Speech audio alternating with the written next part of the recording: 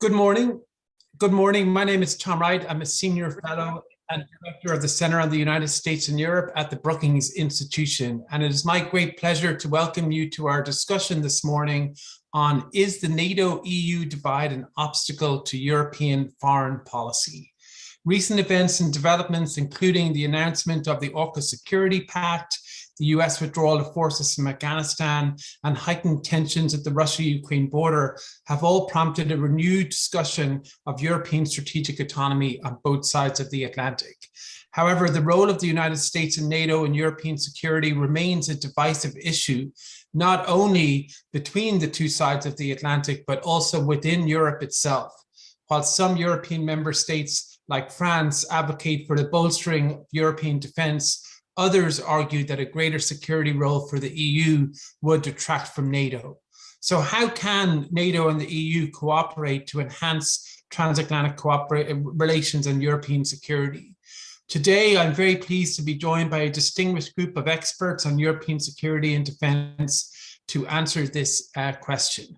I would also like to note that today's event marks the publication of a new paper on this topic by Giovanna Di Maio titled Opportunities to Deepen NATO-EU Cooperation. It is available on the Brookings website, and I strongly encourage you all to read it. We are very lucky to be joined today by Giovanna herself, who's a visiting fellow with the George Washington University's Institute for European, Russian, and Eurasian Studies, and a former visiting and non-resident fellow here in the Center on the United States and Europe at Brookings. Benjamin Haddad is a senior director of the Europe Center at the Atlantic Council and has written extensively on European strategic autonomy. Christy Reich is a director of the Estonian Foreign Policy Institute at the International Center for Defense and Security in Tallinn. And Rachel Rizzo is a senior fellow in the Europe Center at the Atlantic Council. And welcome to you all. In putting this event together, we are very thankful for the support of the Konrad Adenauer Stiftung and for the respect they have always shown in regards to our research independence. Today's event, as always, reflects only the views of the speakers themselves. Before we get started, just a final reminder that we're very much on the record today and streaming live. So please send us your questions via email to events@brookings.edu or on Twitter using the hashtag NATO-EU. I don't know if that's controversial that the EU went after NATO or not, but I guess we can see in the conversation, but hashtag NATO-EU. So with that, let's get started. And Giovanna, congratulations on the paper. It's a really terrific, analysis and very, very timely. I'd like to start out with you with a couple of questions initially, just to get those ideas on the table. But in the paper, you make a strong argument for sort of continued and enhanced cooperation between NATO and the EU, and you sort of show practically and technically how that could be accomplished. Could you just tell us and the audience just a few of the major takeaways from your research? Sure. Thank you, Tom, for the introduction. I'm glad to be here at Brookings in the presence of my excellent colleagues. Also glad to have completed this work, and I'm particularly thankful to all the experts that found time to guide me through some issues that were not just very interesting, but also particularly intricate. And just a few takeaways. I think this paper is relevant in the context of what's happening right now in NATO and EU level, in which these two organizations are working on their strategic documents. The EU is working on a strategic compass, and NATO is working on a strategic concept, both to be released in 2022. And I think those two documents, as I also elaborate in the paper, are going to kind of crystallize the tendency that has been of the two organizations to overlap, expanding their role and overlap in some areas. They were traditionally the main domain of the other. We will most likely see the European Union strategic compass us to discuss more extensively on how the European Union is going to build up, build up its military capabilities. And we will see NATO looking at security throughout a more holistic approach, specifically having through the China challenge, the prism of the China challenge, looking at the domain of probably investment screening or even security of infrastructure that is going to be, that is traditionally the domain of the EU.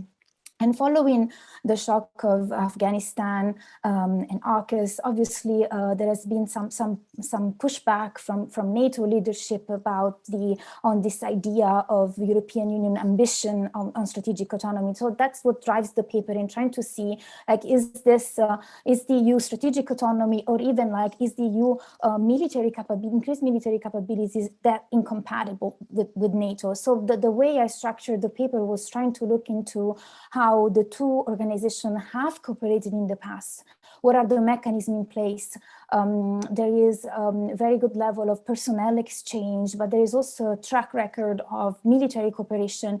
In some ways, in some operation, things worked better than in other contexts, and in obviously putting the accent on the fact that there is a single set of forces. Basically, both NATO and EU share the same forces for the member states that are members both of NATO and EU. So I tried to dig into this part, as well as looking at what hinders NATO-EU cooperation. And obviously the first thing that comes to mind is political tensions between member states that actually hinders intelligence sharing. There is no direct intelligence sharing communication between the two organizations. That happens only at member states level that decide to share information either with EU or with NATO, depending on of the operation, the specific situation. But that also slows down all the exercise that have been done to NATO and EU to respond to a crisis. Lastly, there is last 2 points on what hinders military cooperation between NATO and EU is a weakened posture of military that actually weakens the posture of the alliance vis-a-vis the Russia challenge, and potentially a combination of a Russia-China challenge towards EU. And military mobility, basically there is a very good study from Atlantic Council that points out how the regulations, some regulation actually hinder the ability of soldiers and means to move across the European territory. So lastly, what I argue that could be a good avenue for European Union and NATO to be working together would be leveraging each other's assets on specific domains, from the military domain, technological, cyber, and hybrid domain. And in particular, I argue that the European Union should leverage NATO's experience in procurement and identifying gaps in order to build up a better military posture and more effective defense, given the context of global challenges. At the same time, NATO could leverage the EU regulatory power to strengthen military mobility and also the response to hybrid threats in investment screening, security of infrastructure, as well as more generally in the hybrid disinformation and cyber domain. Ivana, thank you very much. That's very comprehensive and super helpful to get us started. I think many people will think the ideas that you have for cooperation are very both reasonable and important. But you mentioned and you talk in the paper about the broader context. There's always been political context. There's always been tensions politically over strategic autonomy or NATO-EU cooperation. But in recent years, we've seen Brexit. We've seen, the real deterioration in relations between key European countries and Turkey. There's the number of other, elements there as well. Obviously, when President Trump was in office, there was a US dimension to this as well, sort of seeing the EU as an enemy. How difficult, has that made this type of cooperation? I mean, if you take Brexit as an example, one could imagine NATO-EU cooperation being a means of of softening some of the harder edges of Brexit. You know, it's sort of the solution to some of those problems, but instead, you know, it looks like, you know, the UK might have reservations about having NATO work with the EU because, you know, they feel like it would violate Brexit in some way. So just, you know, what's your sense of the political constraints, and how likely do you think it is that we'll be able to make progress on this cooperation in this political environment? Thank you, Tom. So obviously, political tensions in organization like NATO driven by consensus, obviously there are big question mark on how this could be moving forward. But as far as the political tension themselves and how the Brexit will impact this cooperation, first of all, it's important to focus on how the strategic environment has become close, like the strategic projection of both NATO and EU have come close, both in terms of China and how to counter China and Russia. And it's interesting to see that there are developments on the procurement issue with the permanent structure, the cooperation in Europe that just allowed US and Canada to take part of these projects that basically they're driven by the EU, but also enhanced in meant to enhance military capabilities across the European spectrum. So definitely the fact that the European Union is moving forward in its military capability is not meant to be complete an exclusive club with no openness to the outside. And also interesting to note on this point that the European Intervention Initiative actually includes the United Kingdom. So definitely the idea that the fact that the European Union may move forward a more centralized procurement raises questions not just in the EU, but also in the United States, as far as the United States potentially being cut out of the European defense market. But this could be, actually, there are several studies that point out how this could be avoided through also enhancing the PESCO mechanism, as we just recently witnessed, but also this short-term loss could actually turn out into a bigger long-term strategic, stronger strategic posture in terms of Europe being able to hold up against the potential Russian aggression that is the topic of these days, but also in general to intervene in areas in which the United States, there are no longer security priorities for the United States. Thank you. Thanks, Giovanna.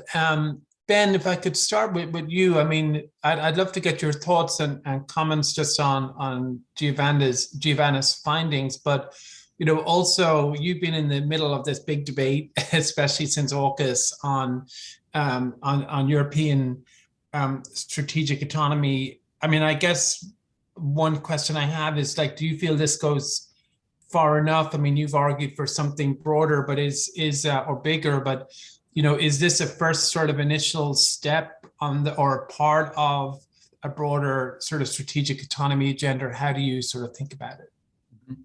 Yeah, thanks, Tom. And look, I think it's a really timely and important paper because, you know, one thing that Giovanna shows very well in the paper is that there's already so much that's being done in the coordination and dialogue between the two organizations. And I think, you know, sometimes in the debate, we are a little stuck in the vocabulary from the 1990s.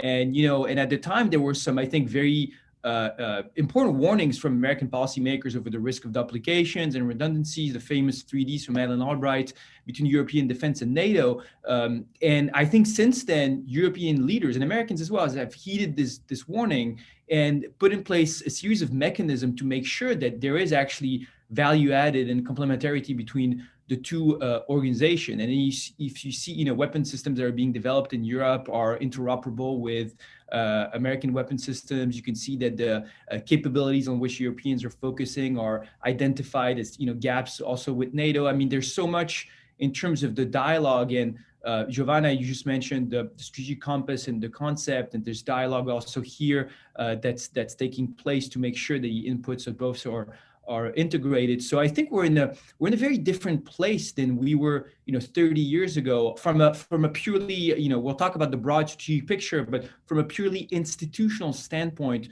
between the two organizations. I think that's that should also, you know, put us at ease when we think about, you know, developing European defense in the next few years. Now, when it comes to the broader strategic picture, I'll be honest, I don't think there is in Europe the sense of urgency I think that would be needed, given first the deterioration of Europe's strategic environment and the message that's being sent by American leaders and policymakers from 3 administrations in a row now, that priorities are shifting, of course, to the Indo-Pacific. I think it's, you know, if you listen to President Biden's speech during the withdrawal from Afghanistan, he is very explicit about it, saying that from now on, American military interventions will focus on vital national interests of the United States.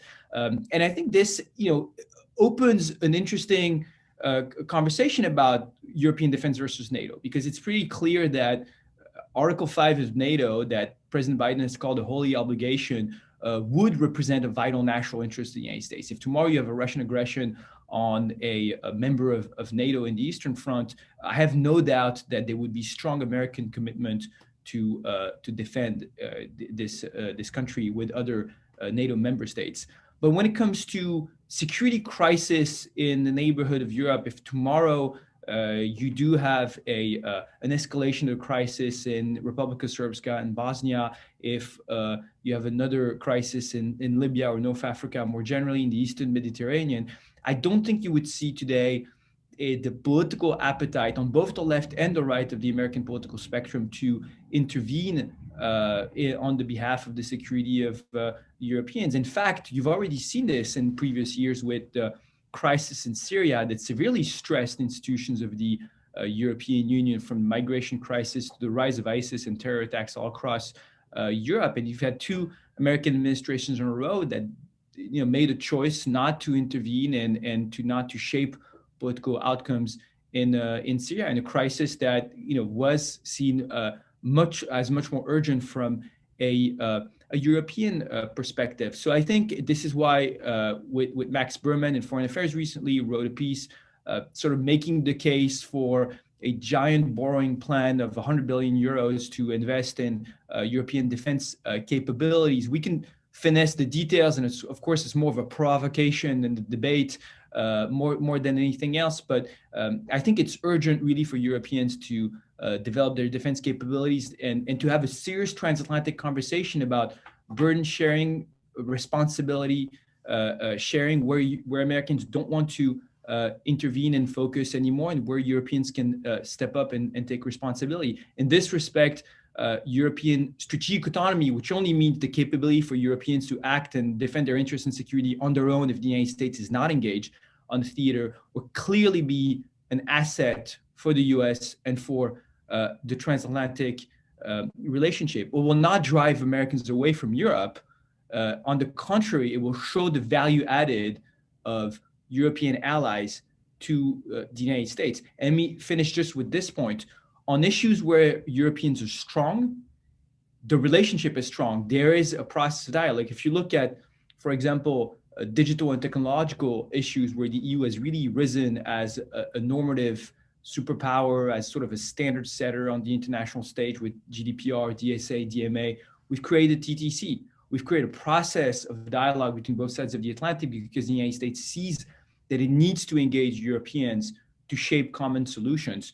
On issues where Europeans are not seen as key actors, such as on strategic issues, for example, we've had a breakdown of dialogue. And that's been the example over the Afghanistan withdrawal, where the administration did not necessarily see the need to let Europeans influence its decision-making or timeline over the withdrawal. So to rebalance this relationship, to make it stronger, Europeans will have to step up.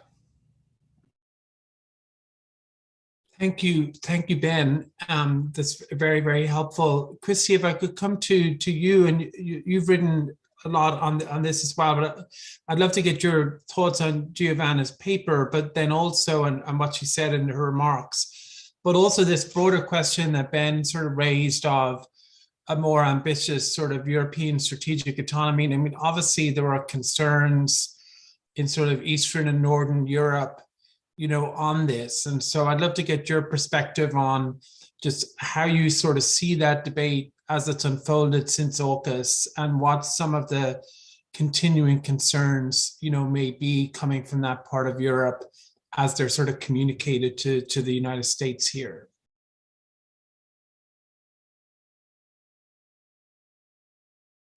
And I think just you might be on mute. Yeah.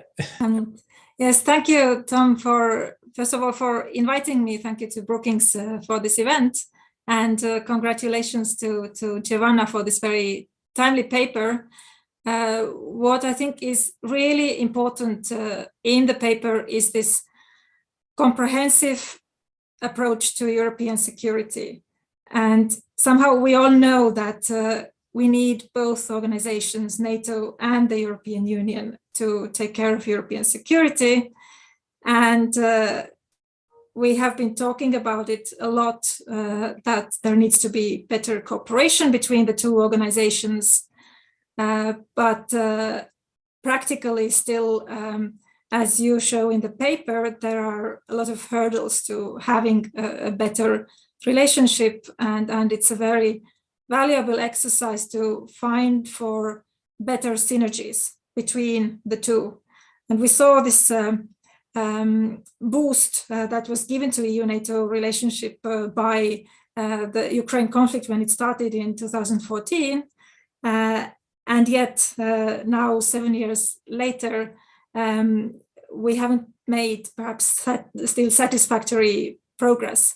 And you point in the paper to some areas where we have had positive experiences, especially military mobility is I think, the best and most often cited example of EU-NATO cooperation. Cyber domain is another one where the relationship seems to be working better than in many other fields. But then what is much more difficult, for example, is the whole issue of capabilities.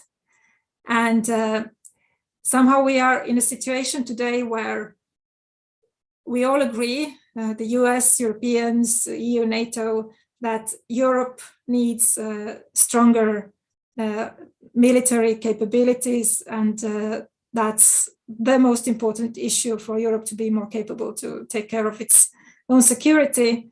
And yet the development is very slow. And on this particular issue, I think the EU-NATO relationship is also a very tricky one. And the reality is that for many European countries, and I'm not talking only about the Eastern flank countries, NATO remains the primary framework for capability development.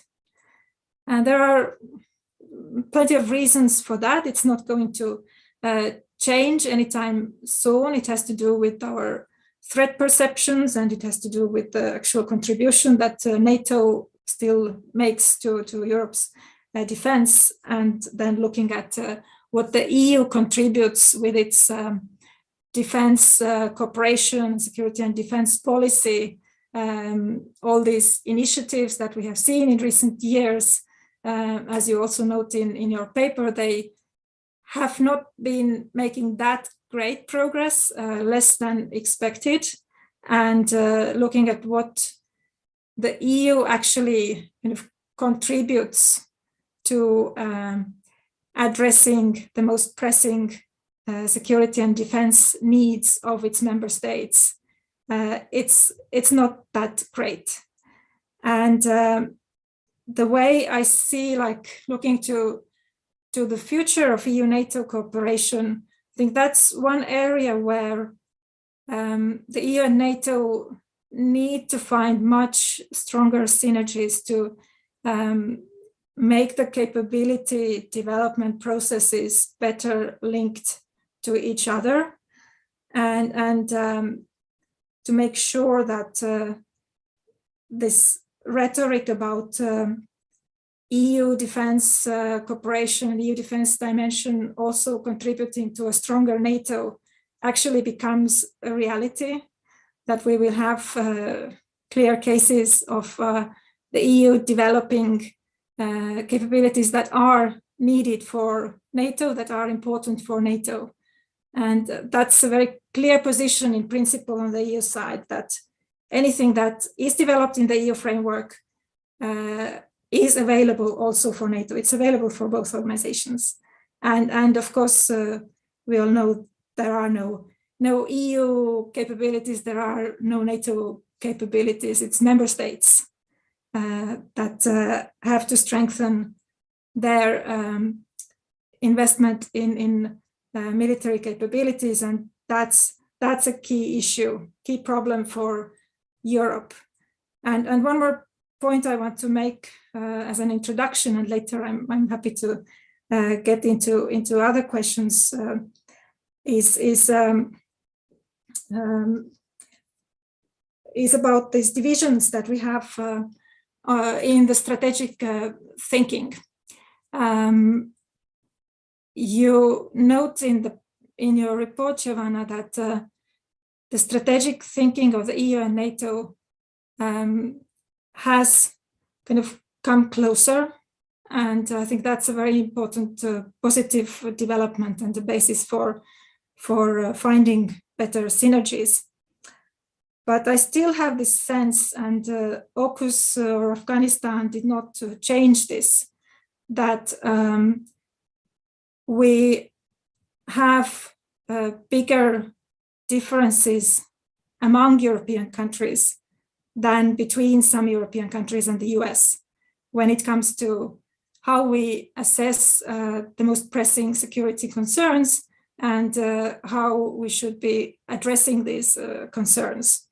And I very much kind of share this concern that was highlighted by Ben, that we have increasing uncertainty about the future commitment of the US to European security.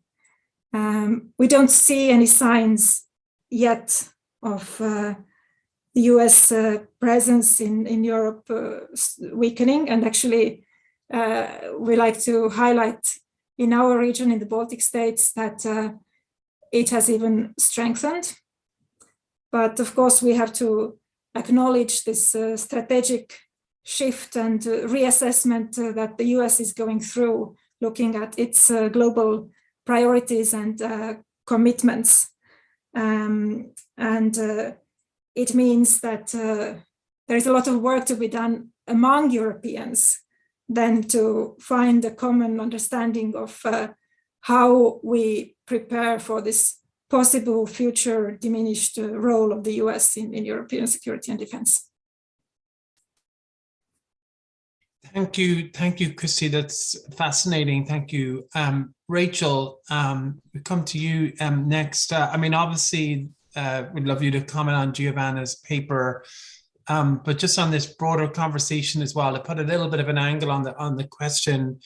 You know, you've been supportive of greater European capability, and there is this debate, that's been ongoing for a while, but particularly since AUKUS. What's your sense since AUKUS of where US thinking is on this issue, having sort of deeply engaged with France in particular? The administration has. They've also been hearing sort of these border concerns. They're trying to figure out how to thread that needle in a way that sort of reflects the views and interests of all of the different allies in Europe. Is your sense that there's a way to do that? And we'll come in the next part to the crisis coming down the track, but obviously there's a big train in the not too far in the distance here. But where's your sense on where we are? Sure. Thanks, Tom. And first, Giovanna, I just want to commend you on an excellent and thorough paper. It was really interesting and fun to read. And NATO-EU cooperation can be not the funnest topic sometimes. So that's a feat in and of itself. But I think you did a really great job of talking about historic cooperation between NATO and the European Union on issues like, say, counter-piracy or issues in the Mediterranean. But you're right that there have always been hindrances to deeper cooperation. And I think, from a US standpoint, one of the most salient ones today is sort of this reckoning in the US, at least in policymaking communities here in Washington, about how we have approached European defense capabilities over, say, the last 30 years. And I think this sort of comes at a time where the US over the last couple of administrations has been pretty open about the fact that our strategic attention is going to continue to focus on the Indo-Pacific region. And I think, Tom, you mentioned AUKUS, the fallout from that decision, I think goes to show that the Indo-Pacific community of policymakers within this administration are really the ones that are sort of guiding strategic attention. And where that leaves our European allies, especially with this president who is openly pro-Europe, pro-NATO, and came in to office saying that he wanted to repair the US-European relationship, sort of leaves those two things at odds.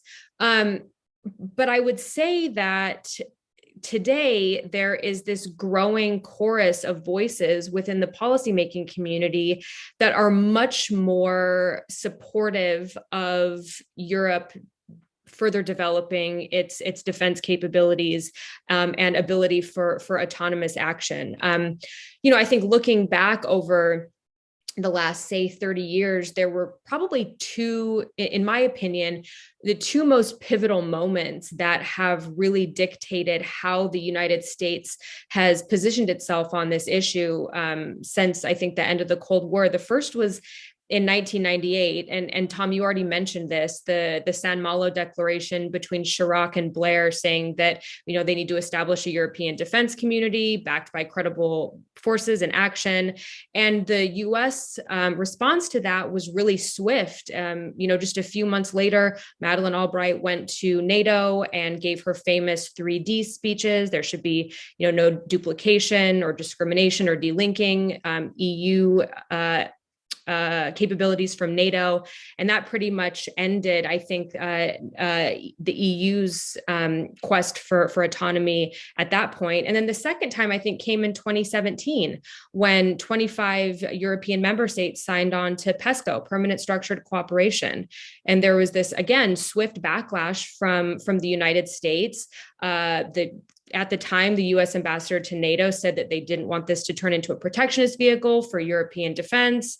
And again, there was pushback. And so I think the United States is coming to terms with the fact that we have, in a way, contributed to the place that the European Union finds itself in now. And there's much more support from high-level officials, for example, Jake Sullivan, the president's national security advisor, going to places like Brussels and saying that the United States is ready to support this. What this looks like, I think, in practice, and what it means for NATO-EU cooperation is yet to be seen, because there's always going to be these bilateral issues between member states that I think are going to hinder cooperation. And until we can figure out a way to not necessarily solve those, but ensure that they don't, hinder top-down cooperation, I think we're always going to have this sort of push and pull. But Tom, I do think that from the U.S. Today, there's much more support for deeper EU defense integration and deeper NATO-EU cooperation as well. Great, thanks. Thank you, Rachel. I wanted to pick up just before we get to the Russia piece, because Rachel, you said something there, going back over the history of sort of the US role in this, and Ben mentioned, Afghanistan and Syria. And I guess the question I always had, and I guess, Giovanna, if you want to address this maybe with anyone else who wants to jump in, is capability is one thing. Figuring out what to do in a particular crisis is quite another, and to some extent, I think in the broader debate, we've been sort of hiding behind the capabilities issue, which is, if Europe had the option, it could have decided to do something different when the US withdrew from Afghanistan or in Syria. But I think the main reason the US didn't engage in Syria was because no one could figure out what the US should actually do in Syria that would be a successful strategy. Like, it was such a difficult, it wasn't sort of a lack of interest in the region. I think, although there was some of that, it was just an incredibly thorny strategic problem that seemed to have no sort of viable pathway for a successful intervention. So let's sort of assume the capability is there. Is that going to sort of help, or are we going to have a whole series of different problems at that point, which is, trying to get agreement, not just even between countries, but within them on how to use that capability? I mean, I guess, Giovanna, the question is, are we seeing an emergence of sort of real strategic thinking in Europe that could sort of use this capability effectively? Or how do you sort of feel, what's your assessment of where we are in that regard? Thank you, Tom. And thank you all for the comments and your insights. I believe that there is, probably we're not there yet, but that's what the strategic compass exercise is about. It's about the idea of trying to define a baseline of common threats and common challenges and how to respond to that. Obviously, as you mentioned, issues of crisis response, or like how to intervene, if to intervene in certain contexts, it obviously depends on the situation. I don't think there's going to be ever an agreement, even within one single administration, on what to do in certain specific issues. But I believe that having the option to actually intervene, or kind of, maybe in the case of Afghanistan, there have been reports from the FT about the UK, Turkey, Italy wanting to stay longer and like having a slow down the withdrawal of US forces, but like them being able to kind of hold up to facilitate the evacuation.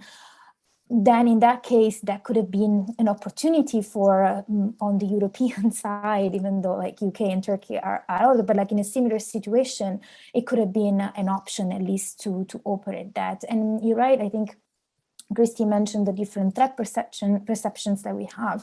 Of course, these are not going to be solved today or tomorrow or next year with the strategic compass, but I believe that we've come a long way already in the assessment, both on Russia and China. We've been like, especially more Western European countries, more cautious about Russia compared to their Eastern European countries, and like this a similar their sense of China's threat, different assessment of Chinese threat that is not the same all across Europe. But indeed, I think the experience of COVID-19, the experience of Ukraine that now we've been digesting and it's coming back, obviously pushes to a broader stance and when we want to work together and actually what's our negotiating power. Because even in the Russia case that we're seeing now, the European Union is not at all, or even European countries are not the main interlocutor. Russia is talking to the United States, and this speaks to the fact the European Union is weak even in its own neighborhood when it's supposed to protect its citizens. So I think we're definitely those issues are there, but I believe the exercise of the strategic compass, as well as the challenges that are coming up, are gonna be an opportunity for Europe to think about its role. And as Ben was mentioning earlier, when Europe is capable, the domain that Europe can assess, establish its capabilities, then it's also an interlocutor. And with an interlocutor, you can negotiate and you can decide option. You cannot do it without this premise. Thank you, Giovanna. And that's like a perfect segue, actually. And maybe I'll come to Ben next, and feel free to comment on that, Ben. But I think we'll turn to the Russia piece, because this is a crisis which I think is fast moving, and maybe nobody, predicted, certainly a year ago, probably even sort of 6 to 8 months ago, definitely not the administration, which I think thought was working toward what it saw as a stable and predictable relationship. And with Russia, obviously Putin has different sort of plans. But what's interesting, sort of looking at this, there are a number of things. Number one, as Giovanna said, Putin seems to have some extent given up in Europe, and he's trying to Americanize the Minsk agreements and Normandy and the whole process, and sort of draw the United States in. I mean, that's one interpretation, of what he's trying to do, almost reversing a pivot, to the Indo-Pacific, because he sees that the US could potentially deliver.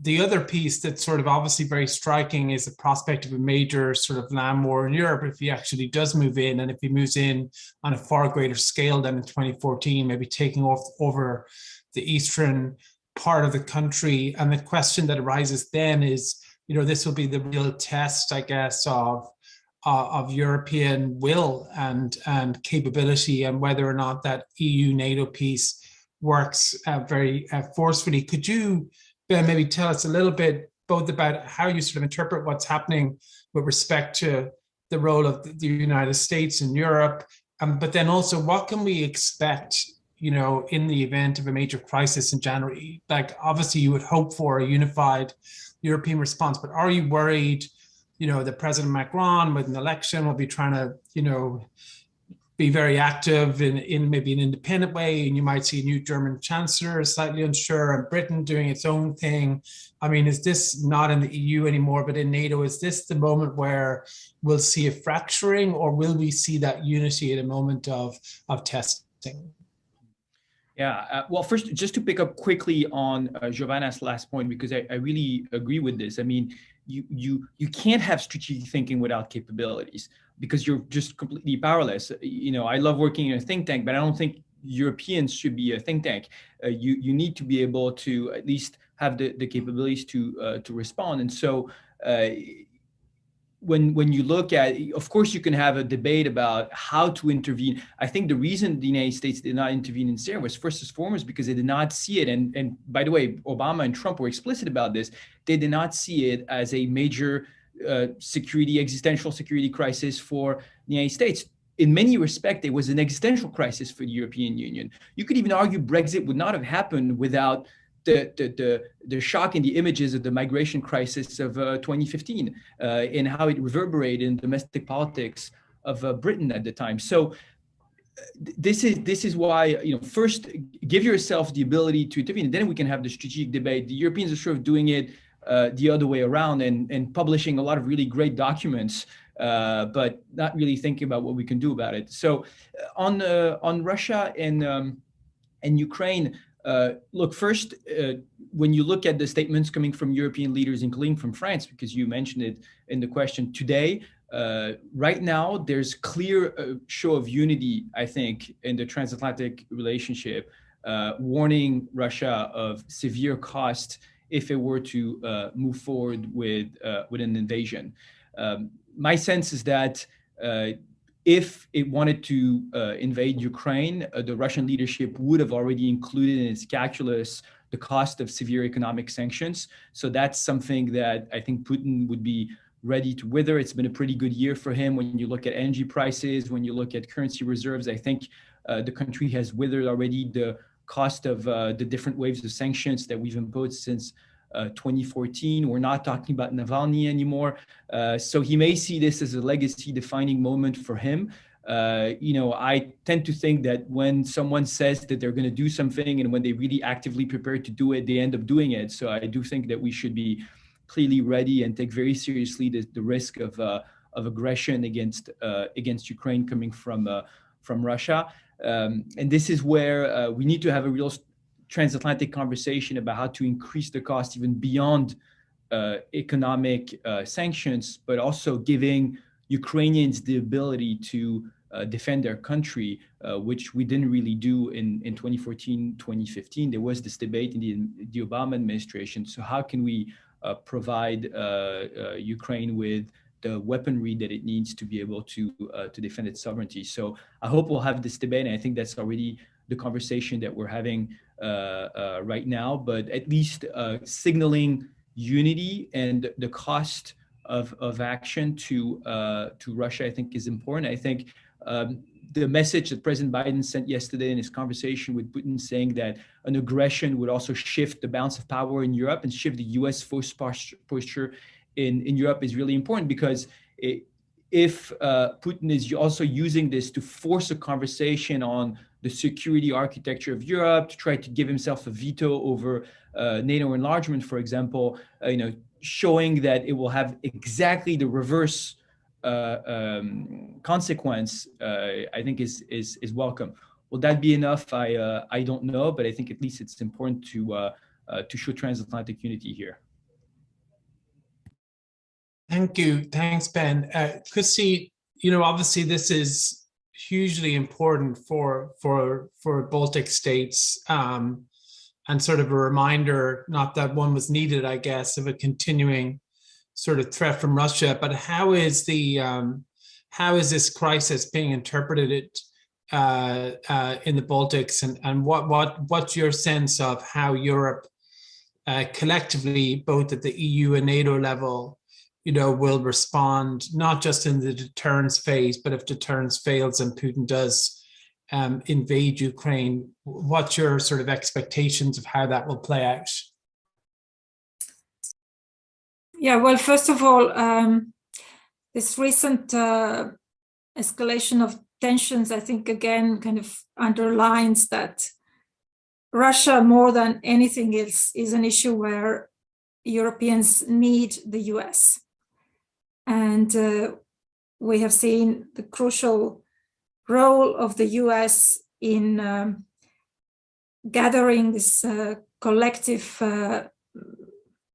kind of message and then position from the transatlantic community to make clear that we do have our red lines vis-a-vis Russia, to make clear that it is not acceptable to us what Putin has been asking for, to get basically a Russian veto over future NATO enlargement. And also it's crucial to have this very clear position from the US that actually the US is ready to stand behind Ukraine's sovereignty. And in case of further invasion by Russia to Ukrainian territory, that there would be severe consequences. So I think it has been quite reassuring, actually, to see over the past weeks how the US has made a strong effort to build this common position of the US and European allies. And thanks to this common position, I think today, actually, the likelihood of Russia's further aggression is a bit less likely than it was just a few days ago. The way I read the discussion between Putin and Biden yesterday is that the messages were clear, and Russia has constantly tended to underestimate the transatlantic unity, to underestimate Europeans, also to underestimate Ukraine's kind of resolve to fight for its sovereignty. And perhaps also Russia underestimated, or at least it wanted to test whether the US under the current administration and with all this strategic shift to the Indo-Pacific and also the domestic challenges, whether it would actually still take a strong and clear position vis-a-vis Russia. So in that sense, I think we have had a good show of unity, and more generally, since 2014, there have been several situations where I think the transatlantic response has actually been stronger and more united than anyone expected, either Europeans or Russians, and that's something to build on. And then again, when it comes to European contribution to addressing the Russian threat, that's where we have to, as Europeans, we have to work hard to enhance our contribution. And from my perspective from like the eastern flank of NATO, eastern parts of EU, that's one of the shortcomings of this discussion on European strategic autonomy, that in concrete terms, what is discussed there, it's very little to do with addressing the Russian threat. And it's partly because of the positions that the Baltic states and Poland themselves have been taking, because it has always been our line that the main issue vis-à-vis Russia is defense and deterrence. It's the responsibility of NATO, and the EU should not get involved there. And I think that's very clear that the EU is not taking over that responsibility. And yet I think we have to somehow have a more fine-tuned discussion about how does the EU contribute to the ability of Europeans to provide defense and deterrence vis-à-vis Russia, because I think that's has to be part of the EU agenda in order for this discussion on European strategic autonomy to be credible. Thank you, Kusi.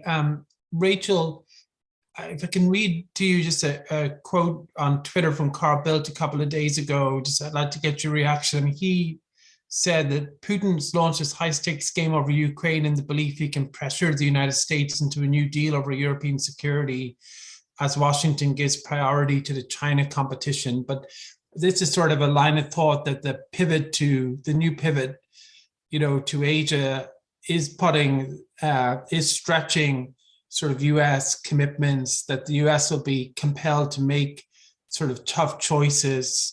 How does this crisis and a possible Russian invasion of Ukraine sort of alter, strategic thinking in Washington, where there is there has been, I guess, if not a consensus, a pretty dominant view that, the Indo-Pacific is the future and that would sort of take priority? And is this likely to see sort of a renewed US security commitment to Europe?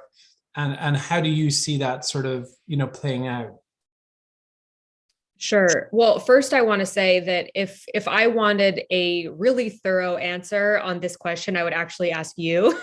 So not going to turn the tables there, but I'd actually be really interested to see what you had to think about this. But what I would say is I think the Biden administration is really stuck between a rock and a hard place here. We've withdrawn from Afghanistan. The AUKUS debacle is only just barely in the rearview mirror. There's no support in the United States for getting involved in another ground conflict. We've pivoted and are pivoting to the Asia Pacific or the Indo-Pacific region. Ukraine is not protected under NATO's Article 5 collective defense clause. So there aren't treaty obligations for the United States to come to its territorial defense. I will say, I would assume that there are pretty high-level individuals within this administration who would probably push for a military response from the U.S., although I think those individuals would probably run into trouble at the White House. But on the other hand, Biden has said that there will be severe consequences if Putin invades, including harsh economic sanctions, removing Russia from the international SWIFT system.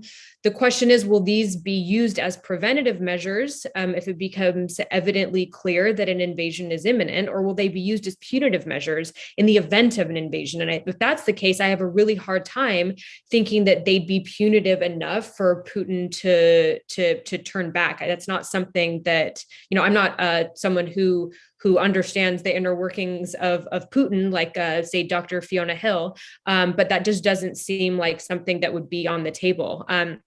So I think Biden is really in an impossible position here. We say we stand by Ukraine's territorial integrity, but there really isn't an appetite here for a military kind of defense, or we implement harsh economic sanctions that might not work. In both of those scenarios, European allies feel like they're not supported by the US. They feel like they're sort of being used as pawns, I think. And Biden's plan for a more stable and predictable relationship with Russia has utterly gone out the window. So I don't think there are really any good options here. Just to pick up, Rachel, because you asked, I think I generally sort of agree, but I think the one sort of real wild card is that if a full-scale invasion happened and you saw Putin actually occupy Kiev, right, which is one of the scenarios that's been sort of widely mentioned, that he, believes over the long term Ukraine will gravitate westward. It's up to him to prevent this from happening. Only if he uses decisive force can he reverse that. It's not about Donbass or 2014 or anything like that anymore. It's really about, putting the Ukrainian government in its place and ending this for once and for all. If he were to do that, that has a dynamic quality to it, that it's pretty much impossible to predict in advance, right? So we have to ask ourselves, what would the fall of Kiev actually look like? What would the public reaction be to atrocities and civilian casualties as Russian forces ran through Ukraine? What would that, how humiliated would people feel? Like, what would the refugee flows from the eastern part of Ukraine be? And how would Poland and Romania and others react? And public opinion, as it did with Korea in 1950 and as it did with Kuwait in 1990, changes very rapidly, where an assumption that there's absolutely no way the United States is getting involved, sometimes weeks later, days later, it just feels very different. And so I think that is, none of us know the answer to that. I don't think President Biden knows the answer. Vladimir Putin definitely doesn't know the answer, to that. But my own prediction would be that, it will sort of compel the US to be much more deeply engaged in European security, because I don't think you can have a major conflict like that, right at the heart of sort of Eastern Europe, and expect that to just be, contained in some way. But I might be wrong. Giovanna, did you want to something on this? Yeah. Yes, please. Thank you. So I have a slightly different perception how imminent the threat is, but by saying that, I don't mean that we should not take the threat seriously. I just think that the dynamics at the border, like that push Russia, that Russia's been doing that all the time, pushing and pulling and putting pressure on Ukraine, and specifically to draw the United States in, draw the attention, bringing attention back to Russia from this pivot to Asia. Obviously, Russia is bothered by the reassurances that the US has given to, security reassurances the US has given to Kiev. And that's something that Putin has been observing for a while. Also, the military activities in the Black Sea, as well as these reassurances. So I think that the buildup, the pressure is there to push for Russia to push and gain the upper hand in what seems to him to have to Putin to have felt like a little bit out of control and too much pulling Ukraine westwards. So I believe that Russia is obtaining what he wants just by putting pressure. I believe, though, that troops are there in case something happens, so we should be prepared on our side.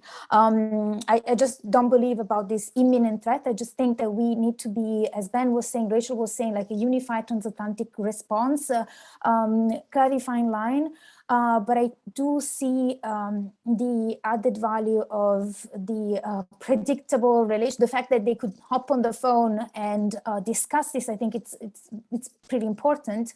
Although I don't think that there is much added value for Putin to precisely invade Ukraine. But the broader point is not whether or not Putin is going to attack. I think that distracts from the whole picture that is, there is pressure to US security assurances and about on EU response.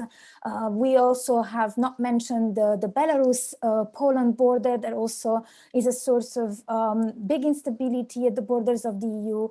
So I think that we should not really focus on whether it's going to attack or not, but more precisely what's going to be our response. And I think the unified transatlantic approach that we've seen the past couple of days, I think it's a very good sign in the direction of like, we need to be united. There's going to be consequences. At the same time, in every negotiation, the other part must be featured into this bigger calculus. But Giovanna, Christy, we'll come to you in one moment. I mean, you would, that's very fair, but you would accept, though, surely that, I mean, if there are sort of credible intelligence reports, as there seems to be, that an invasion could be relatively imminent, then that is obviously something we have to take seriously, right? Because if past practice by Putin is not necessarily indicative of future behavior, so we, just because he's used tactics for leverage and salami slicing, encroachments upon Ukraine and elsewhere before, I mean, this time it could be different, right? Yeah, no, I said in the beginning, like the fact that the threat, that he may not invade, I think the whole game of Putin and Russia is ambiguity. I'm not saying that we should underestimate the threat. I think, as I said a few times, I think we should be prepared to respond in case that happens.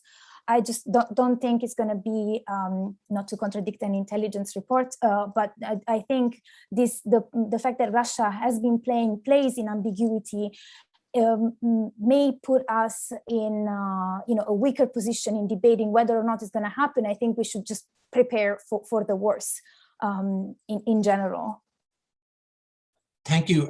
Chrissy, and then Ben, and then Rachel, if you want to come back in. Yeah. Yeah, no, thanks. I would also like to kind of stress this point that whether or not Russia is going to make a further invasion, it depends a lot on us, on the US and Europeans, what kind of messages we send to Moscow right now. And I don't see this as a kind of impossible situation, and I really don't think that Russia would go for an invasion in any case. I mean, it's clear that Putin is very much frustrated, and he sees that Ukraine is slowly but surely moving further away from Russia's orbit, and he sees that the means that he has been using thus far to stop this movement are not working, so he's looking for something new, and probably hoping that even by showing a very serious threat of further military invasion would be enough to make the Western countries to make concessions. But if the response from the West is that, no way, you are not going to make us sell Ukraine's sovereignty at this point just in order to avoid a possible invasion, but actually Russia has to get the message that the costs would be enormous, and Ukrainians themselves would be making sure that the costs would be enormous. But the US and Europeans also have plenty of ways to enhance the cost. It has been mentioned also in this discussion, the further sanctions, further military assistance to Ukraine. It is all doable, and it certainly has an impact on Russia's calculations. And when it comes to this possibility of a stable and predictable relationship, I think we should not be very optimistic there. I don't think Russia is kind of changing its strategic goals under the leadership of Putin. It will continue to push for a redefinition of the whole European security order. And the terms that he would like to achieve are just not acceptable to neither the US nor Europeans. So we need to find a way to manage the tensions, but this is not the time to enter into negotiations about the new European security architecture. I don't think we should do that with this Russian leadership. Thank you. Ben? No, well, I'm actually really agree with Christy here. There's an interesting passage in Kissinger's memoirs about the Kippur War in '73, where he says, we We had all the statements from Sadat that Egypt was going to attack Israel. We saw the troop movements. We had all the signals. Everything was very explicit, but it was still a surprise, not because of a failure of intelligence in terms of the facts, but in terms of the analysis. And because it seemed 6 years after the 6 Days War, so irrational to Americans or to Israeli strategists that Egypt and Syria could attack that they just didn't see it coming. And so I think sometimes when you have all these signals, you can have a different kind of rationality. It can have a symbolic or a strategic importance for Russian leadership that we don't see. I think European and American leaders often like to lecture Russia about what its interests and what its worldview should be. But it's clear that after 20 years in power, Putin probably has a pretty clear sense that he is right about his own country's interest. And that's something that we've seen from French policymakers, from American policymakers, and others. So, I would be maybe more pessimistic about the signals we're getting here. But I completely agree with Christy here. We have agency, Europeans and Americans, on the calculus. My sense is that Putin has always been sort of a calculated risk taker where he pushes, he advances until he finds resistance. That's also what happened in 2014, 2015. It's unclear how far he wanted to go at the time. But then we had the sanctions. Then I think clearly the cost on Russian lives in the Donbass had an impact. Even though Russia is an authoritarian state, you still have some sort of public opinion here. And so the body bag effect did probably force Russia to come to a standstill. And it could be the same here. So here clearly communicated the cost and the consequences to Russian leadership of aggression will clearly alter the decision-making process in Moscow. Thank you, Ben. Okay, we have about 10 minutes left, and we have a couple of questions from the audience. I'm not sure who exactly would like to take these, but the first one is on Turkey and just where Turkey fits into this debate. I mean, obviously, Turkey's a member of NATO and not of the EU, but there's been significant sort of tensions between EU member states and Turkey. Ben, France is sort of at the center of this a little bit. Do you want to comment, or does anyone else want, Giovanna, maybe on Erdogan's role? I see Rachel raised her hand. Oh, I'm sorry, Rachel. Yeah. No, I think what I would say is, I made a point, I think earlier, that when it comes to cooperation between NATO and EU countries, bilateral issues are always going to be a hindrance to that. And I think NATO's upcoming strategic concept that will be presented in Madrid in 2022 is going to try to lessen those issues as much as possible. Although I don't think that they'll ever completely go away. And one of the issues that the new strategic concept is going to try to tackle is, deeper consultations between members at a sub-NAC level, below the North Atlantic Council ambassadorial level. So if NATO can somehow find a way to, deepen consultations between, say, political advisors, capital to capital consultations, so that bilateral issues don't bubble up to the surface and create tensions at the NAC. I mean, look at what happened with the statement on Belarus, how Turkey really watered that down at a NATO level. I think when it comes to, those issues bubbling up to the surface, they do sort of make the fissures and issues with cohesion pretty apparent to states that might find that appealing. So look at Russia. NATO cohesion and fissures within the alliance, I think is something that Putin wants and Putin looks for. And so if NATO can find a way to make sure that those bilateral issues don't harm cooperation, I think that's what we're looking for, although we'll have to see where it goes from here. Thank you. Anyone else on this particular question? That was from Jimmy Bash. I have another question that I'll just put out there as well, from Brian Burton, who asks, I think this is also an important one: what is the actual domestic political constituency across the nations or countries in the EU for real investments in the capacity for independent military action. So, we hear a lot about, we all sort of agree on the need for Europe to do more and to invest in its future, but post-COVID and even pre-COVID, there are many pressures on domestic budgets. Countries do have different perspectives, on the Russian threat. It's hard to sort of convince people for the level of investments that are required. So, I guess, Ben, you've been, to the forefront of arguing for this idea. Do you think you'll get political backing for it, or how seriously do you take these domestic constraints? Well, you have theoretical political backing. If you ask a lot of European countries in public opinion polls, should we increase defense spending in the face of increasing threats? I think you're going to get a lot of yeses. The problem is, how do you get there? Where do you sacrifice? Where do you decrease?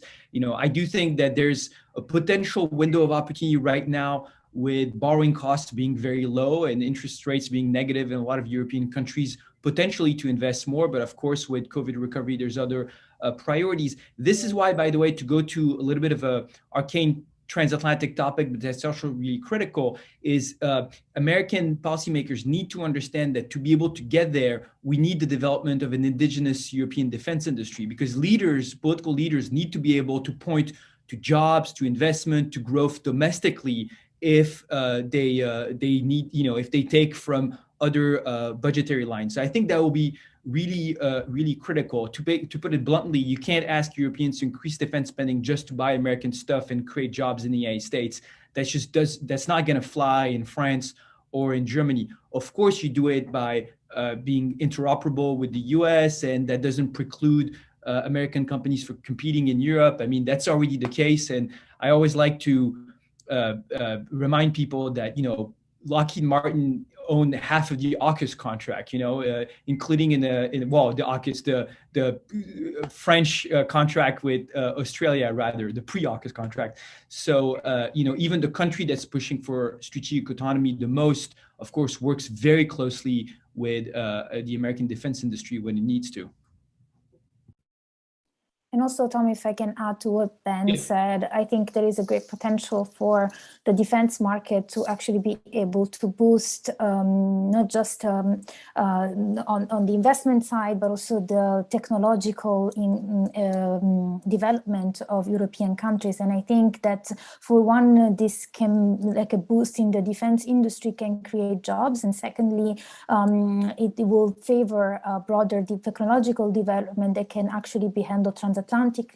Also looking at the security of the supply chain can actually be a long-term investment for a country. So it's always not easy to sell these ideas to public opinion, as Ben was mentioning, especially given the fact that populist and nationalist movements are always active and not being completely sidelined during the pandemic. But I think in general, if we look at the economic trajectory and the benefit that this a particular time can actually promote, I think it's actually beneficial. Thank you. Thanks, Giovanna. Christy. Yeah, well, I would like to mention that we have a new government in Germany. And I believe actually the development of Germany's contribution to European defense is perhaps one of the most critical questions. And we have seen during the German elections and coalition talks how sensitive issue it still is, and how difficult it is in Germany to have a political debate on the issue of increasing defense spending. But it seems that the direction is good. I think the new coalition has given some positive signals about commitments to European defense, and both in the EU and NATO framework. But then again, the concrete question of the level of defense spending, the 2%, it's still something too toxic in the German discussion to be explicitly made.